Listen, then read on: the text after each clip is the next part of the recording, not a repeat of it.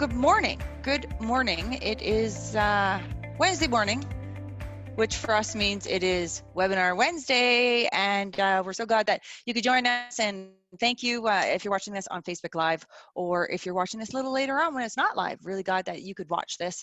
And today, I think it's going to be a really exciting day because we're going to learn about something that I actually am going to learn a lot today, because we're talking about something that I've never really actually put much thought into before.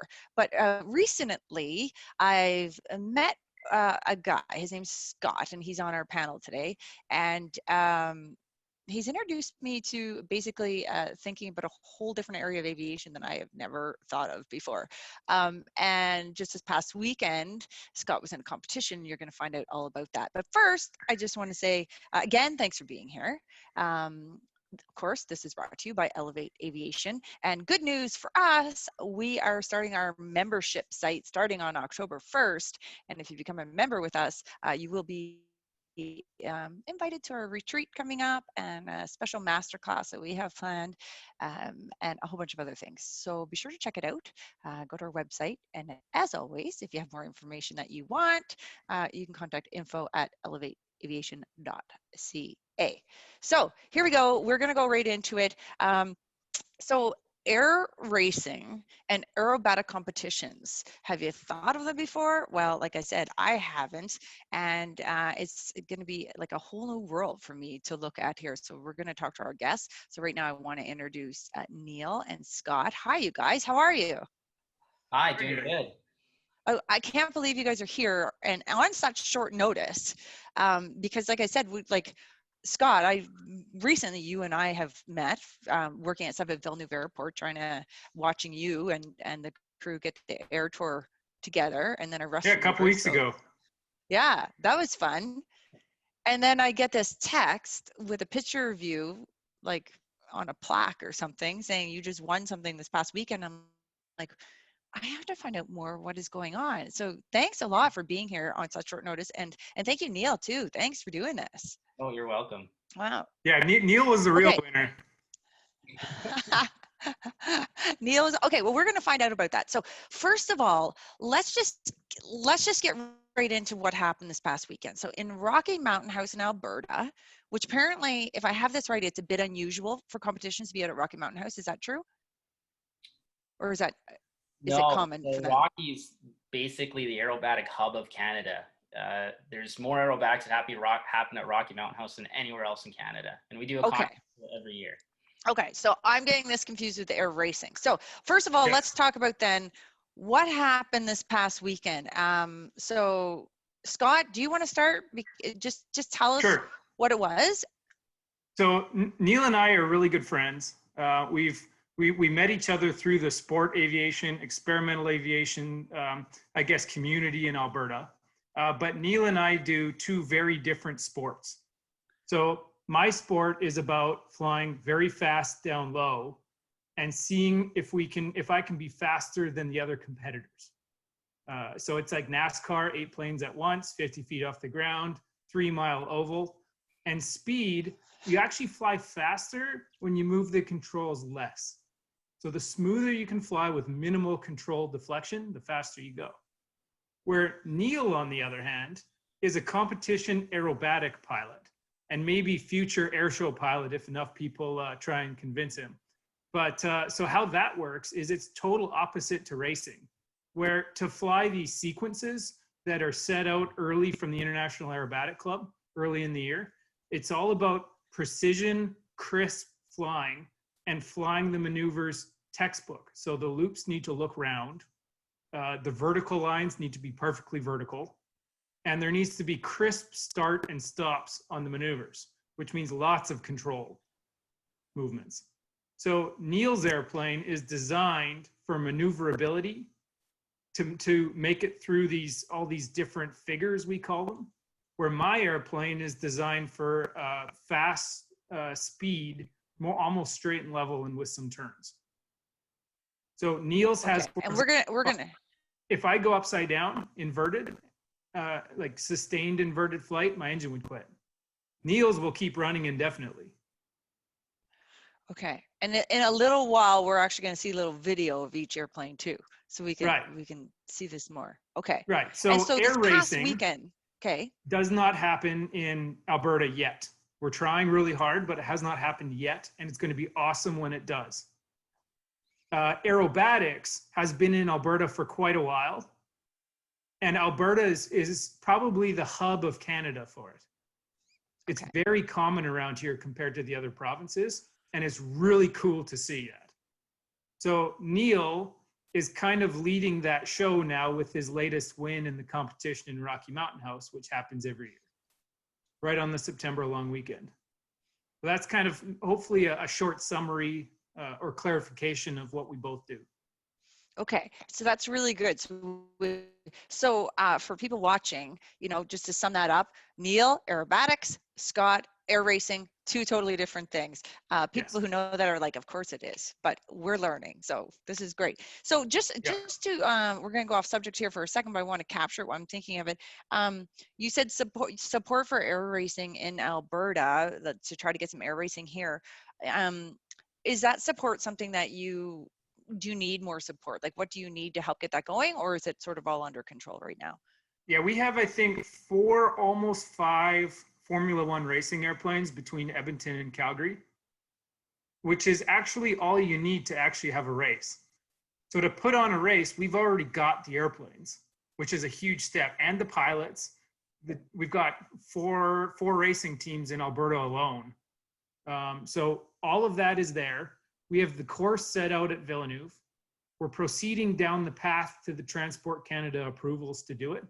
And we've set ourselves out the safe path to racing when the government regulator and the pilots have never put a race on at Villeneuve. So that process is proceeding now.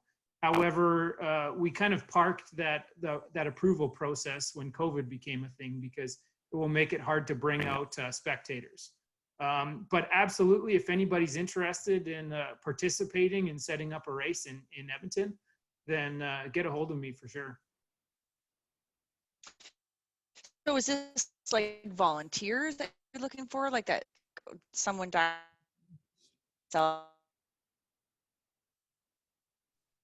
You're a little bit broken up for me. Oh, when you're, what's that? I'm trying to figure out if it's my connection or. No, it's a little broken up for me. Uh-oh. But you're mostly good. Uh-oh. Oh dear. Yeah, there we go. That's better. Okay. So when you're looking for volunteers to help put on an air show, just a little more specific into that, like what exactly are you looking for? Are you looking for people to run it? Are you looking for people that just want to be part of it that day? Well, if anybody wants to participate in setting up the documents and the rules books and that kind of thing specific to Villeneuve and planning how it works, that would be very appreciated right now. Okay. We'll always look for more of those kinds of people. And then, of course, that turns into later on event execution, leadership roles in putting on a race, whether it's for profit or not. I'm guessing the first race will not be for profit. It'll just be for fun, just showing people how it works. And then we grow from there. Okay. Okay. Good to know. Good to know. So call to action for anyone watching that maybe want to get involved in this. Okay. So so this past weekend, how was it? Like, so what happened? So Neil, when you show up to race, what happened? Do you show up and do you know what you're going to do already? Is it like planning a dance and you plan it ahead of time, or do they give you something that you have to do? Like, how does that work? Yeah, so it's a little bit of both. So at this past contest, we flew things a little bit differently than a typical contest. We flew 3 flights, which is normal. The first flight we fly is called the Noan, and it's put out by the International Aerobatic Club at the beginning of the year, and we can practice it as much as we want and then show up and we've got it well rehearsed basically. The second flight is normally a free, which we design ourselves, and it has to meet certain criteria. And again, we can practice that as much as we want, and we can use one from previous years. So we know that one very well as well. And the last one's an unknown, which we get the day before the contest, and we're not allowed to practice it. Once we get it, we're actually not allowed to fly anymore other than our contest flight. So we've never flown it, and we just have to kind of plan it out on the ground and go fly it. So the more challenging thing at the contest over the weekend was that we flew an unknown, and we actually did 2 unknowns, and we did it all in one day because of the weather on Sunday. So it's almost unheard of that you fly 2 unknowns and then you do it all in one day. And we did that because the advanced level pilots are training for a world's competition that's coming in 2023 to Las Vegas. And we're trying to select the team for Canada. So by getting more unknown practice, it'll help us towards the Worlds, which is basically all unknown flying at the Worlds. So that was the idea there. And are you going to the Worlds? Well, I'm hoping to. I'm a potential team member, but Canada has to select a team and the pilots that they want on their team. It's kind of like an Olympic event.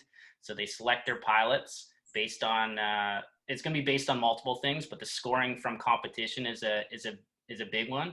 And then once we have the pilots selected, then they'll train and hopefully go down to Worlds and see how they do. Neil, do Scott? you want to talk a little bit about how the competition works, how the Alberta Aerobatic Club works, and what this competition was? Yeah, so we can kind of run down how it flies basically and how it works. So there's 5 categories: primary, which is the beginner category, which Scott flew. Sportsman, intermediate, advanced, and then unlimited. Unlimited being the top category where anything goes basically. And obviously difficulty rises as you get to unlimited. It's much tougher to fly, and you need a very high performance airplane to fly the unlimited level. So Scott flew primary and I flew an advanced. Advanced was the highest category we had at the contest on the weekend. We didn't have anybody compete in unlimited. And then each pilot flies 3 flights, like I said. The lower categories normally fly 3 known flights. So it's the same flight every time. Once you get to intermediate is when they mix it up and you do 3 different flights every time. And it's a little more challenging. And we have minimum of 3 judges on the ground, and they're watching us fly our sequence. And it's much like figure skating. So you start with a perfect score, and then every time the judges see an error, they deduct your score. So at the end of the contest, it's the average of the 3 flights, and it's a percentage out of 100, and the highest percentage wins. So that's basically how a contest works. Okay, I'm actually curious. How do you know your score? Like, like you said, it's like figure skating. That's where the judges all put up the score. Like, do you have to go online to find it in this sort of thing? No, so it's actually computed right there. We have somebody on a computer, and the judges have an assistant with them and a scribe. So there's actually 3 people with each judging group. And the assistant judge calls out the figures as they're flying, so the judge doesn't have to look down and he can watch the figures. And then he immediately relays to his scribe what the score is after each figure. I call them figure. A figure is 1 maneuver, and we'll kind of show you a little later in the video, but each figure is marked separately, and then all the figures combined is a sequence. So that judge gives his scribe the score, and it gets marked down on the sheet. And right at the end of that flight, the sheet goes to the score computer and gets put in the computer. And then once everyone's flown, they post them almost immediately, and you know your score from that flight. Okay, let's get into the videos. Scott, let's start with yours. But so here, let's explain something first though, Scott. You're an air racer. You're flat and fast and low to the ground, right? But yet you're in this aerobatic competition. Like, did you just decide, hey, I can do that. I want to go and do that for the weekend. Like, what got you into this weekend? Well, so we kind of have 3 friends that fly quite a bit. We're all around the same age, and we've all got high performance airplanes, and we all spend the majority of our weekends wrenching on them. Jason, who can't join us today, he's at the lake. Neil, and then I. So we always have fun flying around the city, around Alberta, around Calgary, that kind of thing. And then we all meet in Rocky Mountain House. So my kind of flying though is I fly at around the same speeds as my friends do, but my airplane can't do the same maneuvers that theirs can, if that makes sense. So that's kind of the big difference. So Scott didn't actually compete in his airplane at the contest. Okay. Right. That's right. Oh, that's where I was going with that. I was going to, but it didn't work out. I didn't quite finish it. So Jason, with a Game Bird, one of the highest performance aerobatic planes ever, said, "Yeah, Scott, you can borrow my airplane and compete." So I was like, "Okay, should I try it? All right, let's try it." So I entered the competition. Is it scary a little bit? Never flying in the Game Bird, and in the basic junior group, and made it through a sequence, surprisingly. 3 times. Like, is it like, is that safe? Like, Well, you you just have like to know it's up high. Jason's in the back as we call it safety pilot. So if anybody wants to try competing, they can register in these contests and then fly in the other seat of the airplane with a safety pilot in the back that does the landing, the takeoff and landing. So it's actually really safe. So in this case, I was flying in the Game Bird, which is designed for competition aerobatics.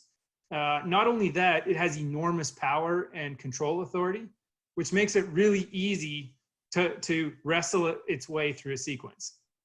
So with very little skill, these high performance airplanes give the pilots kind of a handicap in these competitions. They make it much easier to make it through a maneuver than my, say, racer would. So the reason I think I did so well was because the Game Bird kind of made it cheap. It was cheating. The plane was too good. But, and just so people know, you have done aerobatics a little bit in the past. Like, this was not, you didn't decide to hop in an airplane, just go and take it on a loop. Like, I don't want anyone to get hurt, like watching. I can do that too, right? Like you did a tiny bit to learn it first, right? Like years ago, maybe. And it's Yeah, not so backing up, doing aerobatics, any kind of inverted maneuvering or unusual attitude training should never be done by anybody unless the airplane is designed for those maneuvers and they've had proper training. Usually what happens is somebody ends up in a spin or some kind of weird maneuver, and they either black out from G-force or they enter into a spin that they can't recover from, and then it becomes an accident, a statistic. So before we ever do aerobatics, we always go get training. A great place to get training in Canada is at Harv's Air in Winnipeg, or just south of Winnipeg in Steinbach, Manitoba, at Luke Penner's school. So they have an extra 300 in Catabrias where they can teach basic aerobatics. And that's what I did back in college almost 10 years ago now, is went to his school to learn basic loops and rolls. To race, we need a minimum competency of aerobatics in case we end up in unusual attitudes on the race track, from wake turbulence, etc. So I use my basic aerobatic experience and training to make it through the primary sequence in a Game Bird, which is also designed for aerobatics. You don't look old enough to have started aerobatics training 10 years ago. Yeah, I started when I was 16. Wow. Okay. So can you share your screen and show us your air racing? And so this is now the air racing. This is not what he did for the airbags this weekend, right? This is your air racing. Yeah. So just to give people context of what they're watching here, this is a clip from a race in Thailand in 2017. Oh. We were at a military base in near Pattaya City. It was quite a large venue, actually. It was really nice, great runway. It was a B-52 bomber base back in the Vietnam War. It was actually, some of the people racing had actually flown in the Vietnam War out of that airport, and they hadn't been there since. So you can see all the old war hangars still on the field that we actually fly over on the course. Half the course is over the jungle, which you're about to see. Half of it is next to the runway, which is typical. It's a 3-mile oval, and to pass, we have to pass on the outside, which means we need some extra speed to overtake, which is where the challenge comes in. So this is a clip from it starts on the backstretch. We turn around, there's 6 pylons, 3 on each side. You're gonna see 3 pylons go by in the turn. We're gonna roll out on the front stretch, and then I'm gonna make the pass. You're gonna see the hangars go by underneath us. The trick to passing is stacking. So you're going to see me gaining altitude on the other airplane and then using that altitude and converting it back to speed for the front stretch pass. So let me see if I can share here. Let me know if you guys can see this. Yeah. Okay, so here's the clip. Hopefully that's working for you. Yes. So this is the back stretch down the jungle. They said the jungle, there's one pylon 4 we call it. They said the jungle was full of king cobras, so don't land there. There's pylon 5. And here comes pylon 6. Right there. Now we're on the front stretch, over the war hangars. And you can see the other airplane on my left there, and you can see me start looking for him, trying to get by him. There's home pylon, halfway through the front stretch. And then once I'm clear, I'm making sure I'm clear, I turn in on pylon 1. And you can see how smoothly those turns go. There's 2. I'm clearly maneuvering for traffic here. And then pylon 3, and then we're back to the backstretch. Oh, I didn't quite get by him there. You can see him just on the screen on the left. So I'm still fighting him here, trying to get by, doing whatever I can to get enough nose to tail clearance to bring my course back into a tight track again. There. How many times do you go around? The pylons. How many times do you go around this? So we normally do 8 laps. Usually through all 8 laps, the engine is warming because it's making maximum power, more power than the engine can properly cool. So by the 8th lap, we're typically very hot. How far away are you from that other airplane? Like when you're passing, how far away are you? That was far away. That was probably a couple airplane lengths. That was a safe pass. We can come much, much, much closer than that, though. 1 airplane length or 1 wingspan away, no problem. This is insane. Yeah, so this is just free flying now. I'm past all the airplanes. I've got an open course, so it's fairly straightforward now. I'll show you the start. The start is unique. Let me see here. So we actually took off the apron. There, we just rotated. Now we're heading for the first turns, and there's 8 other airplanes in this race right now, most of them ahead of me. So when we accelerate, the acceleration takes most of the first lap. We're flying very slow in the first lap until the speed can come up, and then we're kind of on step, we call it. And then as the race goes, I start catching up on these other airplanes to make passing. But don't you, so you take off 1 at a time? No, we take off all 8 at once. I'm going to go back and see if I can catch that. Let me see here. I think it starts right from the beginning. Yeah, so you can see there that we're actually taking off all 8 at once. And we have to hold our line. There's 1, there's another, there's me. They're ahead of me on the start. My airplane tends to accelerate slowly because it's a little bit overweight. And we're just holding our lines. There's actually 3 rows of airplanes in this race. I think I'm in the back to start. Did you win this race? I don't think so. So we have, kind of like aerobatics, we split ourselves up into 3 categories of speeds: bronze, silver, and gold. There's 8 planes in the gold, 8 in the silver, 8 in the bronze. We qualify by doing 2 laps. And I think the fastest lap is our qualifying speed, which determines where we start in the heat races. If we win, if we say blow a motor and we place last in the qualifying, then we can use the heat races by, if we win them, we get to move up to the next group, the silver, and then if we win again, we move up to the gold. So that's the redemption if you blow a motor in qualifying. Or Okay. you can't qualify or whatever. So this is in Thailand. How do you get to Thailand to do this? Like, are you sponsored? Yeah, the race actually covers our costs to get there. All of the team expenses are covered by the race. And then parts come from sponsorship. Wow. Yeah. Yeah, That's so crazy. this race was, actually, I wonder if there's any passing later on. Probably not. How many spectators do you have at that race? Say again, Neil? How many spectators did you have at that race? It was pretty full. I have no idea how many they ended up having.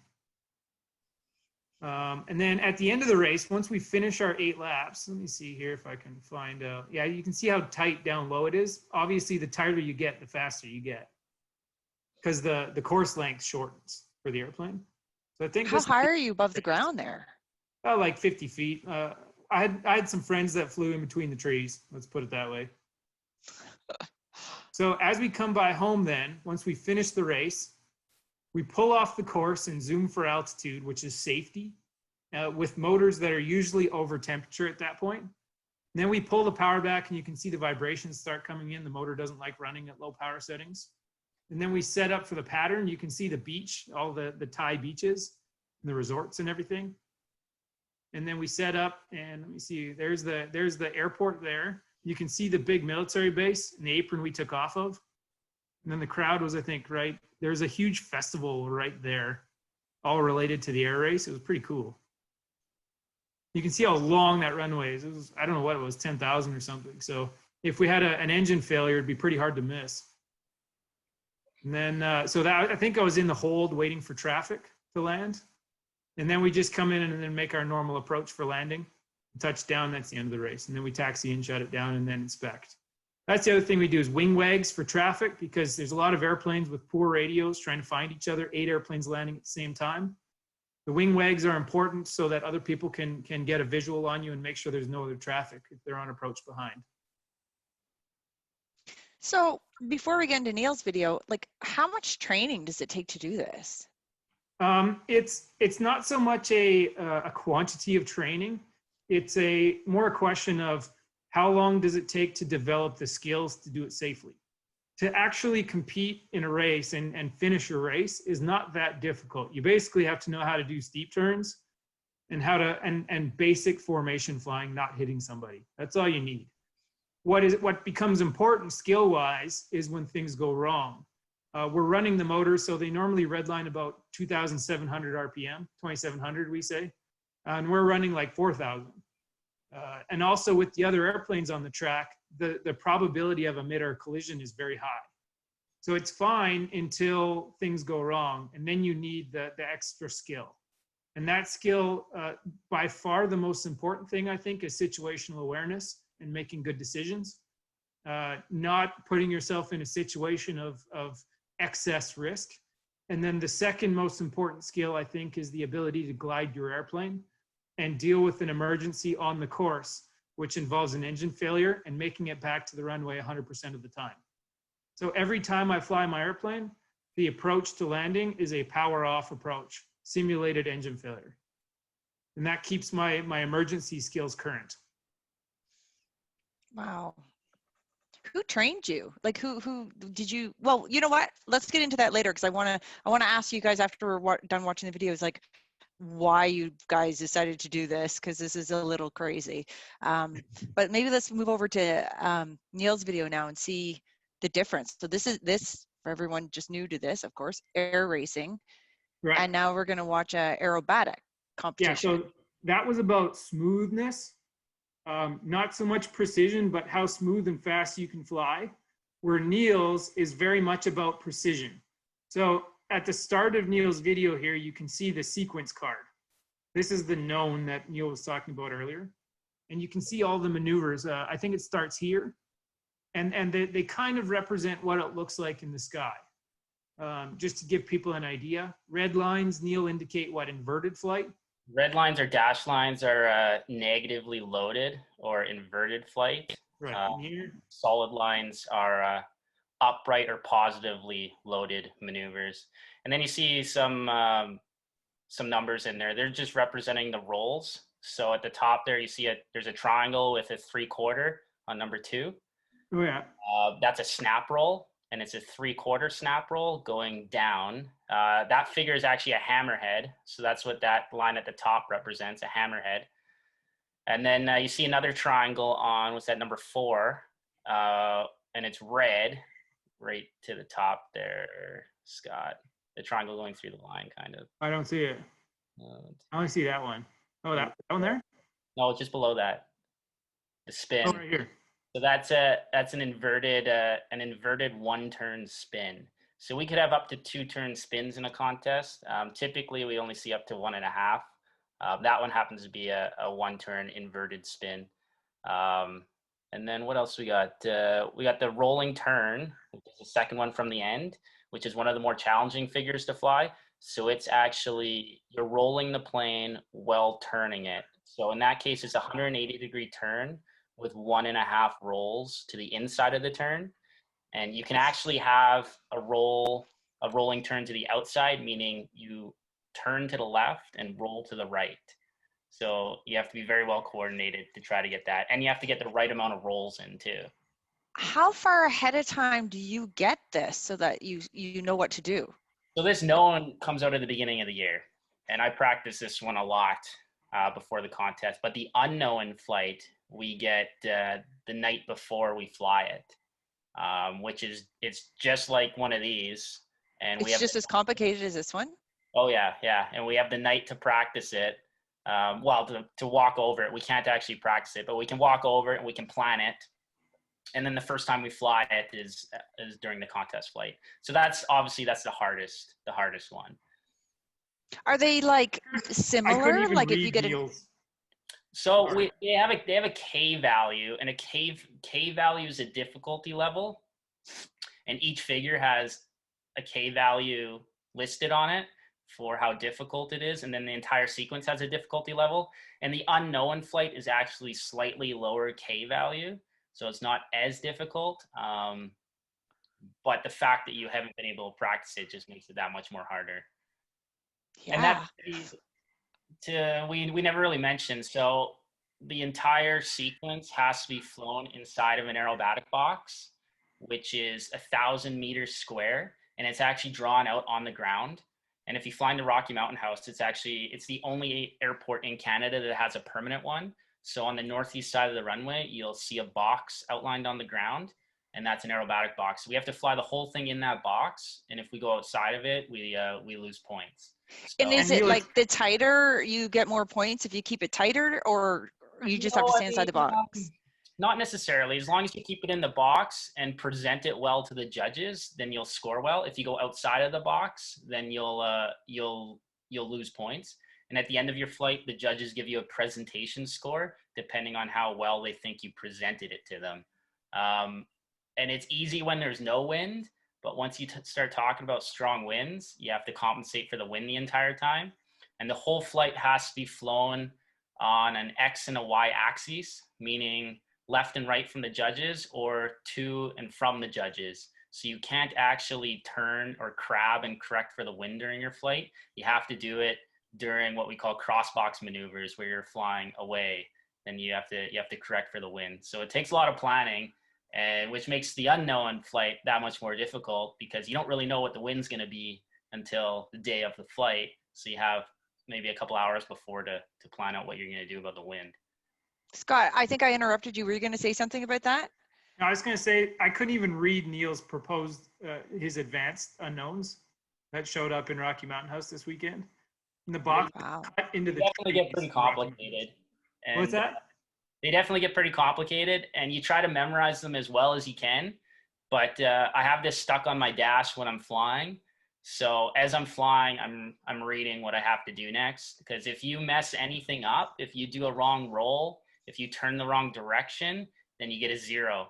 And if you get a 0 on that figure, it's going to destroy your score. So at the contest, I flew 3 flights and I got no 0s.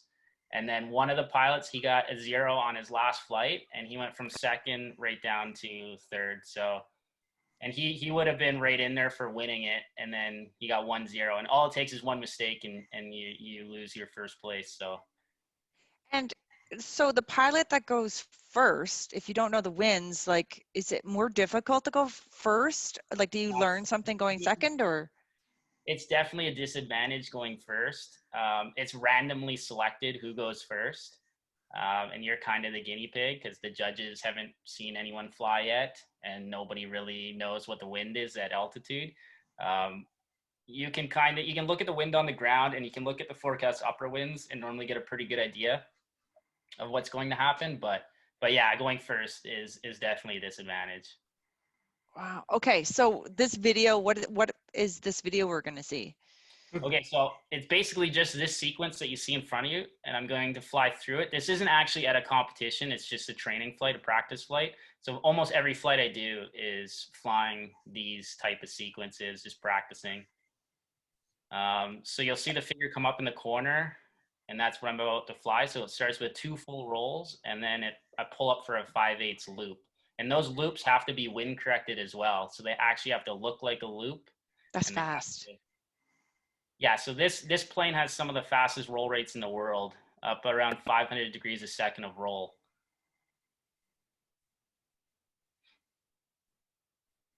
And then everything has to be precisely stopped, and you have to stop it long enough for the judges to see, otherwise you'll lose points. It's all about flying the sequence for the judges and making it look good.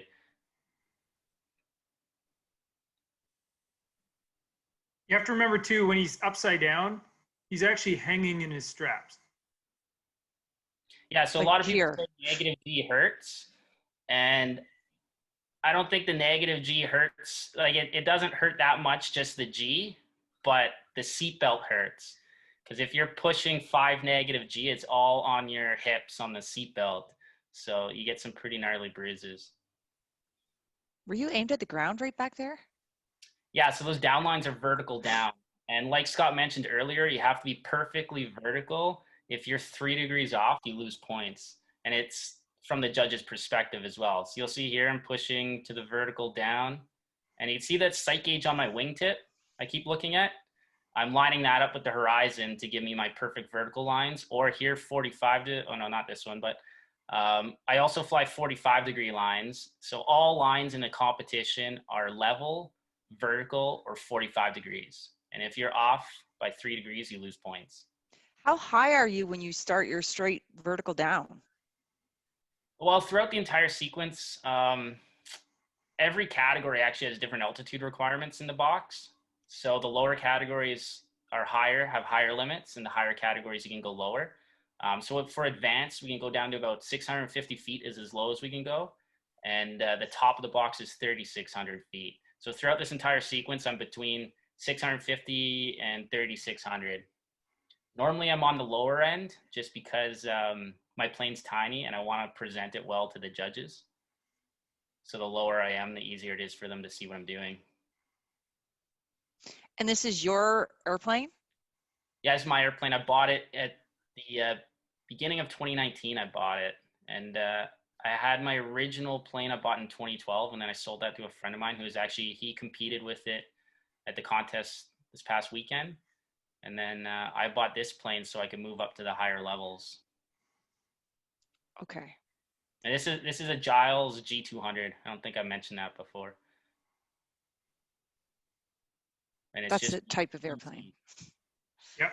Carbon fiber, composite, 180 Yeah. horsepower engine. Carbon fiber. It was one of the first ever fully carbon fiber aerobatic planes. Like, do you ever have a close call and go, whew, I almost messed that up? So people ask me that all the time, like, have you scared yourself? Like, what's the scariest thing that's happened? And like, I've been doing aerobatics for 8 years, and I can honestly say I've never scared myself. It's just a matter of doing things safely and being smart about it, using altitude and not doing new things down low. And you'll be safe. And obviously get the training required to do it first. Okay. Okay. Scott, can you stop sharing your screen? I want to see you guys again because I have questions. How are we doing on time here? Okay. Listen. Okay. I want to say what's wrong with you guys, but that's not the right question. Scott's the crazy one. I fly my plane within its limits and its engine within its limits. I'm not pushing my plane that hard. Scott, he flies his plane crazy. Okay. Yeah, So go ahead, Scott. I race because I hate pulling the G's and I get so airsick doing rolls like that. Okay, so we need to go back now. Neil, let's start with you. Like, were you born upside down and you just thought, Yes. just kidding. Like, where did this want for this sport come from for you? I grew up, my dad's a pilot, so I grew up around airplanes. I grew up around aviation and flying. But I never really thought about aerobatics until I think I was 18 or 19.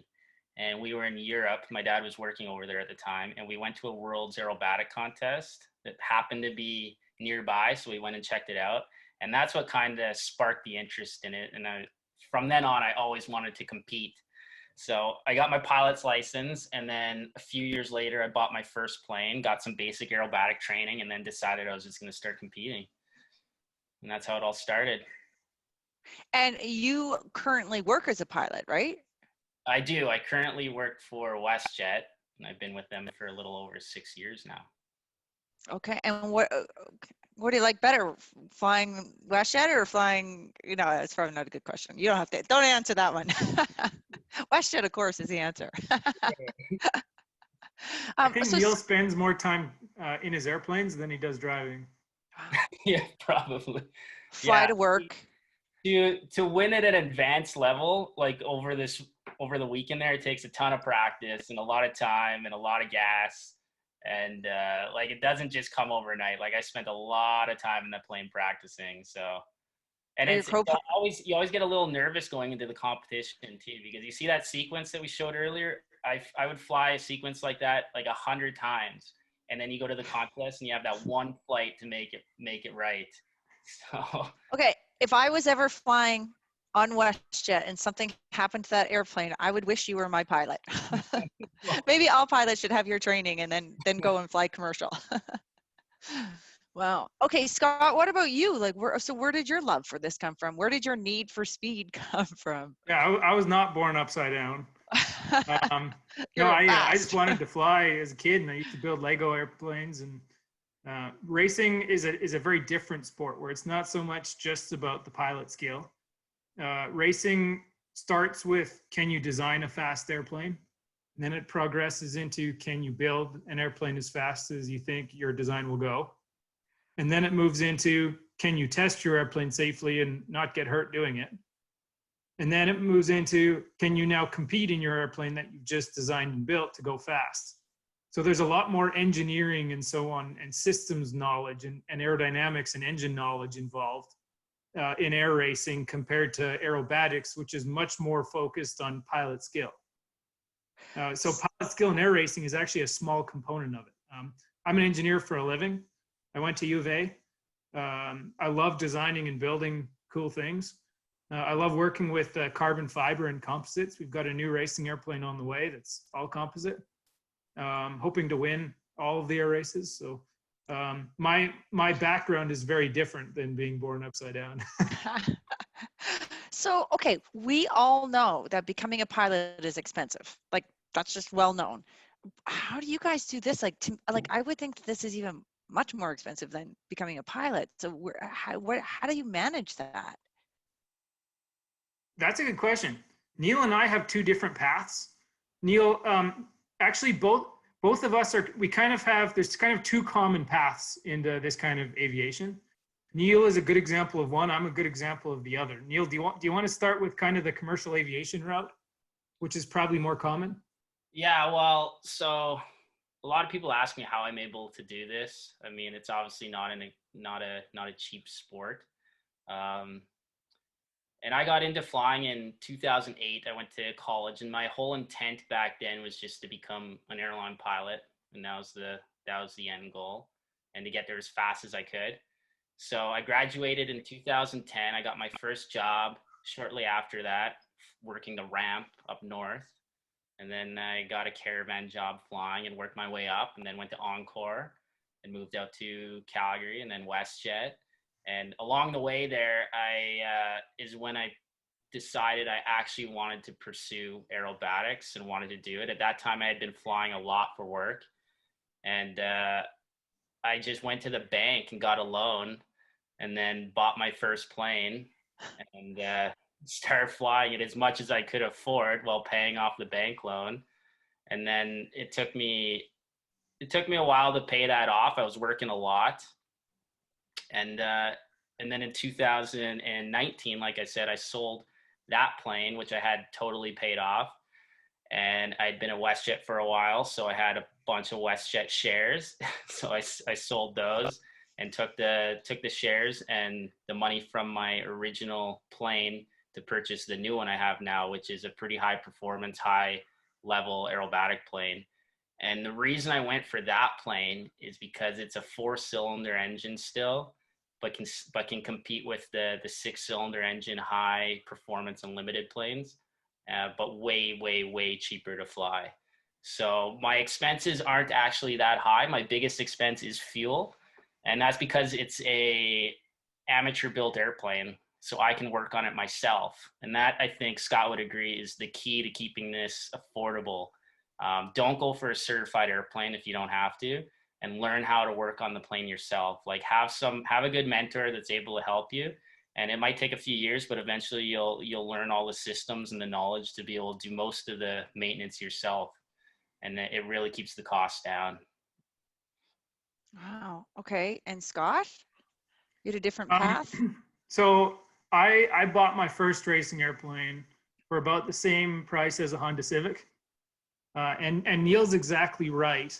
The reason I went the racing route at the time was because I couldn't afford some of the big aerobatic engine fuel consumption costs. We say in the unlimited airplanes, the joke on the weekend was they burn liquid money. It's the fuel costs are enormous. Like, what is it, Neil? About 20, 25 gallons an hour at about $5 a gallon. Oh, it's ridiculous. Yeah. Whereas my racing airplane burns about $40 an hour in fuel. And Neil's exactly right when he says experimental amateur built is the way to go. The ability to work on the plane yourself is enormous. When it's in fact it's a game changer, because if you buy a certified airplane, have to pay a mechanic $100 per hour to work on it. Very quickly, us young guys that don't even make $100 an hour in our day jobs can't afford that. So we do all of our work ourselves, which brings the maintenance costs way down. I think on my racing airplane, just for sport flying, I probably spend in the order of $2,000 a year on maintenance, not including racing parts and that kind of thing. So that part's very affordable. Engines are about $1,000 a cylinder for new ones, and I've got 4 of those. So the engines are fairly affordable to replace in the little engines. The big engines are far more than that. But if you keep the motors small and the airplane small and simple and amateur built, it's totally affordable for somebody in their 20s, no problem. For example, a Pitt Special S1S, one of the competitors, Ted Reynolds, was flying it. You can buy them for about $30,000 in fairly good condition. They'll burn about $60 an hour, Neil, in gas. Yeah, about that. Probably less. Yeah, and you'd probably budget, call it $400 a month on hangar and maybe $1,000 a year on insurance, and you're good to go. And then after that, it's just fuel. Yeah, I think So the big thing is people they want to get into the sport of aerobatic flying or whatever it is, and they want to get the best airplane that they can, and they set their sights on something that's just unachievable to start with. So my first airplane was a lot lower performance than what I have now, and it was a lot more affordable. So you just have to get something to get you in the air and get you started. And then once you're at the point where you can sell that and take that money and buy something else, you just work your way up to the dream plane and what you want. It may take a long time, but along the way you're gonna gain a lot of experience. well, that's really good encouragement for people who, young folk who are watching this and thinking that they'd like to get into it, but probably think it's impossible. So it's not impossible. So that's very good advice. I have a couple questions that I want to get to, just more on the personal side.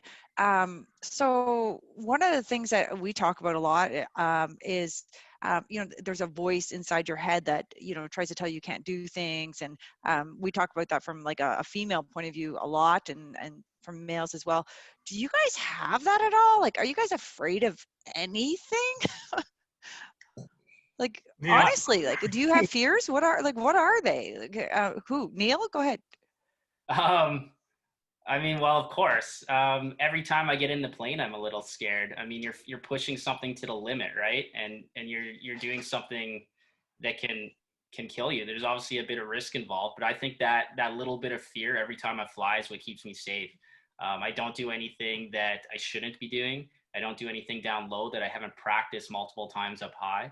And I think that's the reason why I've never really scared myself in the airplane, is because I get in the plane with a bit of fear every time, and I know the risk that is there. But you can't let that stop you either. You go to a contest and you're nervous and you're a little scared, but you get in the plane. And as soon as I'm in the plane and doing my thing, it just doesn't matter. It all goes away. There's all those people on the ground watching me, which is amazing about this sport, that you're up in the air, you can't see them. It doesn't matter. It's just like you're doing a regular practice flight. You know they're there, but they're out of sight. And as soon as I'm flying, I don't know about Scott, but all that fear just goes away. You just can't let it control you, and you can't let it stop you from what you want to do. Do you think it's your desire for what you want is stronger than the fear of it? Is that Oh, why absolutely. it's working? Otherwise, I wouldn't be doing this. You just have to mitigate that risk and try to lower the risk as much as you can to bring that fear level down. And that's through training, walk arounds on the plane. I always do a really good walk around. Like I said, we're pushing the airframe about as hard as it goes. That plane on a regular flight, I'm doing +8, -5 or 6 Gs, which is pretty high. The plane's good to ±10, but I still always give a good look at the airframe, the control system, and like I said, always just the biggest way to reduce that fear is to get proper training and do all that stuff that you think you're scared of with an experienced instructor. And then you realize that maybe it's not a big deal and you can do it. Scott, what about you? Do you have the same outlook on the fear? And also, what about your parents? How do they feel? Well, what it comes down to is being responsible. What Neil's talking about is a healthy fear. And it's a fear that everybody should have in aviation, no matter what kind of airplane they fly. And when that fear goes away, you become dangerous. With me, I thought racing for the longest time, especially my early 20s, was like Mount Everest. You could see it back there on the horizon, just looking to be climbed. But when you look at it from that perspective, you think, man, it's way too much work to do it. But when you look at it like, okay, there's this small hill in front of me, and then another small hill behind that. And you hit the hills one at a time, right? Eventually you end up at the Hillary step, where it's okay, it's time to qualify in your first race ever. Right at the top of the mountain where the peak is within sight. What it comes down to for me was, okay, I got to learn how to fly formation. Okay, I'm a little bit scared. I got the right training. I got the people in the airplane with me, coaching me. Then I had to learn aerobatics. I went to Harv's Air, met Luke Penner, great guy, one of the best aerobatic instructors I know on the whole earth. He taught me all the basic maneuvers, the loops, the rolls, the inverted spins, that kind of thing. And then you just keep working your way through this portfolio of skills and training and experiences.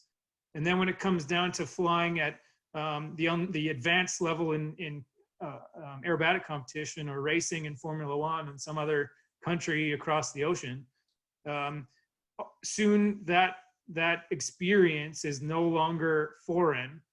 We're comfortable with it. There's that little bit of healthy fear in the background, like, okay, did I remember that bolt? Did I remember this? Did I remember that? But when we're prepared to do it, it's no longer an issue of can it be done? It can be done. So it comes down to, it takes years to get prepared. Once we're prepared, we always have that healthy fear, but when we're prepared to do it, it's no big deal. Are you less afraid now? Like that healthy fear, is it less now that you've done it and practiced and know what you're doing than it was, your first time? No, every time I fly, it's on the back of my mind, no matter what flight it is. I don't think it gets less ever because the risk is the same and the consequence of screwing up is the same. And my parents know that I have that healthy fear, and I take things a lot slower than most people. And I live at a risk level that's very manageable and responsible. Everybody has a different risk tolerance in their life. They might have younger kids, so they don't want to take the same risk, that kind of thing.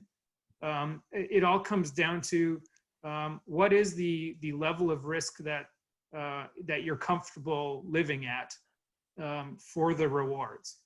And this kind of flying, the sport aviation kind of flying, is one of the highest reward activities I can think of in terms of humanity, in terms of adventure and engineering and pilot development and doing things with airplanes that nobody's done before. When Neil's out where he is now in this YouTube video that we just watched doing that sequence, there are no rules where he's flying. He can do whatever he wants. There's very few activities still like that in the world. So Scott, we were talking earlier before we got on here about women in this sport. Can you touch on that? Are there many women in this sport? I think it's growing. We see probably 10% of air racers are women, maybe 5%, somewhere in there. So, which is probably a similar percentage to normal airline type flying or other aviation. I guess Okay, that's more than I expected, actually. Yeah, but what I find is the women that get involved in sport aviation very quickly rise to some kind of legendary status or celebrity status. They become very well known very quickly, which is actually pure opportunity for people interested in getting involved in the sport. Where other activities in aviation might not have that same kind of opportunity as aerobatics and racing. So it's a really interesting place to be right now as a woman that's interested in getting into this. They've got so much opportunity. It's mind-boggling. Wow. Well, so you encourage women then to maybe take a look at it, because I mean, like even me, I'm in aviation and I've never thought of this. Not that I'm going to. No. Yeah, well, I think one of the biggest problems is women don't know about it. It's not typically like when you go to a competition or a race or something, the target audience for the sponsors tends to be older males, right? It's not so much targeted towards females. So women then naturally don't have a chance to experience it early on or become familiar with it where they can participate. What do you think, Neil? Is that a good Yeah, I think so. And actually, just to add, so we have the Alberta Aerobatic Club here, and it's the largest aerobatic club in Canada and the most active. And we actually have a lot of women that are part of it. Our contest director over the weekend is a female, and I think we had one female competitor at the contest. We were supposed to have 3. 2? Oh yeah, we had 2. We had 2 at the contest, and we were supposed to have 4, but some airplanes didn't get ready and didn't make it. But there is actually a large group of women that are part of our club and are on the board as well. Lenora Crane, she's the Aerobatics Canada president, and then Kelly in Rocky Mountain House is part of our club board. And there's Anne Follinger as well, who is also a huge part of the club and competes at every contest.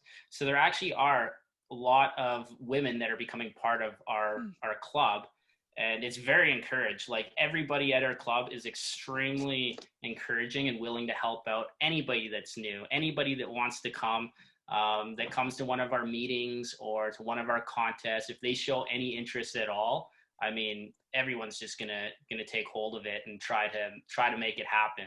It's a pretty tight knit group for sport around Alberta, and it's hard to get new people into it with the expense and everything. So if anybody shows interest, we're immediately all over them. Try to get them to come. Cool. We don't want the sport to die. Obviously, we want to keep getting new young people into it. Well, with that, Neil, we have to wrap up. So any last words from you about anything that you want to say, encourage people to come in, or any last words? Yeah. If anyone is interested, anyone that's watching, you can get a hold of me, or there's if you're interested in looking at other videos or pictures, my Instagram is Neil Harris 360, and feel free to message me through that too.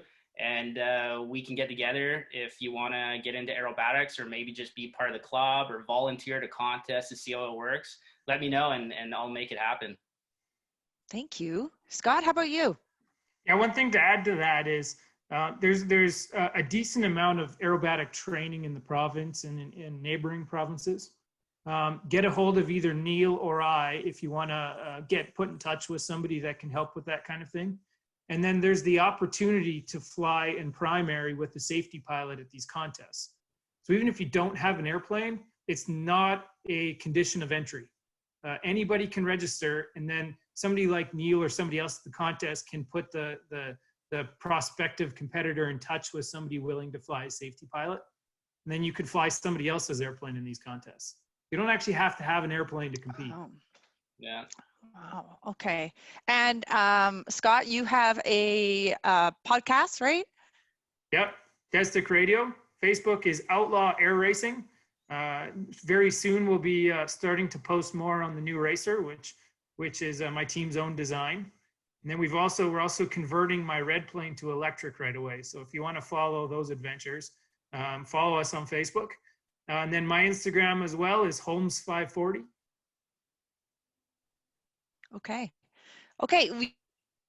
You know what? So everyone, for joining us today, thank you so much. I hope that you learned something and found this conversation as fascinating as I did. I know I certainly learned a lot during this.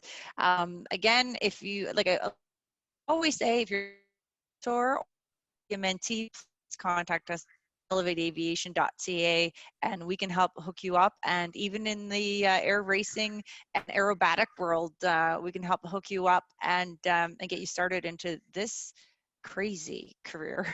Is it a career? I don't know. This is just mind-blowing what you two do. So Neil, thank you so much for sharing all this. I think you two are both crazy. Awesome. But this is, wow, it's just incredible. And just incredible.